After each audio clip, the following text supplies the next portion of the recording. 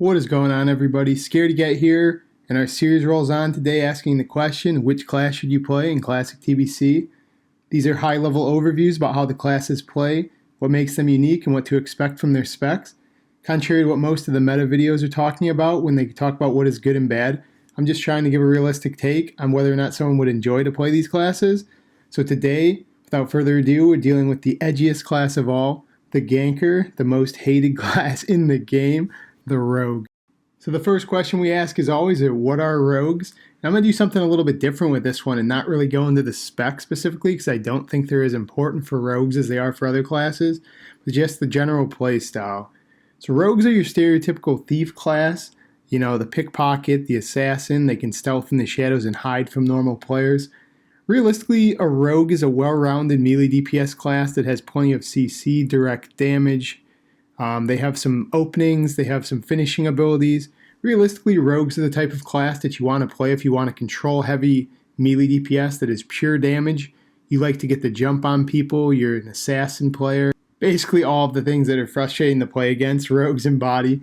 They are a very good class if you're someone who's either seriously into PvP, you like the immersion element of stealthing in the shadows and creeping up on people, or if you're just a big open world ganker, as frustrating as it is to other people, you know, everyone can play this game the way they want. And if you're one of those people who likes to walk around in lobby areas, stalk people, just open up on unsuspecting people, rogues are probably the class for you.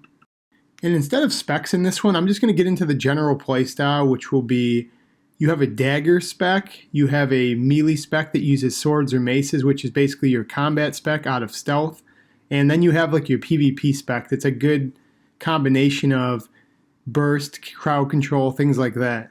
So the first way to play rogues is the Assassination Spec, which is basically your dagger spec. In this spec, you'll dual wield daggers and you'll be primarily trying to focus on bursting people from your opener when you come out of stealth, as opposed to using a variety of CC and sustain damage. You can do this either with their new ability they welcome called Mutilate, which stabs them with both of their daggers, or with Ambush or Backstab, which both prioritize being behind the enemy and doing huge burst damage. The plus side to this spec is it does have tons of burst, and you don't really have to rely on sustained damage from your stuns. You can kind of just try to delete people instantly. But again, that's the caveat. You could also open up and not get big damage, or maybe fail your opener, and at that point it's not nearly as reliable as the other specs that rely on holding the enemy in place when you fight them. Assassination also puts a good emphasis on poisons, unlike the other two specs, so this spec does play a lot about applying poisons and using them to amplify your damage. Alright, so the second way to play rogues is a combat-oriented way, which can use any of the weapons listed, would be it daggers, maces, swords, basically everything besides axes. And this spec is more of an out-of-stealth, sustained damage way, where you just kind of fight people straight up and use your parry and dodge chance to beat them.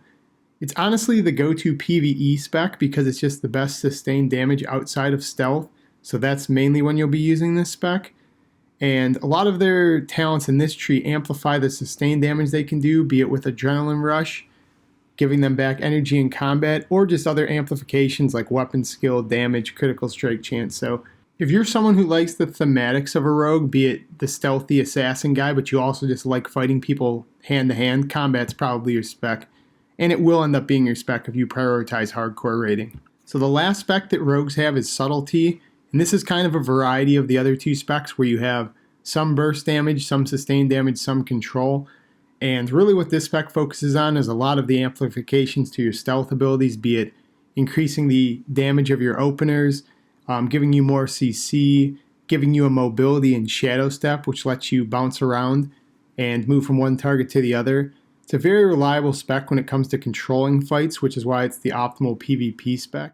If you're one of the people who really wants to double down on the thematics of a rogue, being the guy who hides in the shadows and gets all the juicy openers, Subtlety is the spec for you.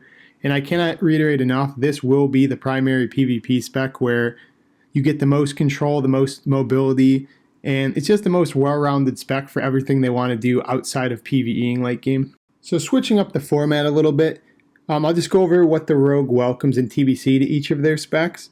So starting off, Assassination's new primary ability is Mutilate, which when behind the enemy stabs them with both of your daggers, dealing bonus damage if they're poisoned.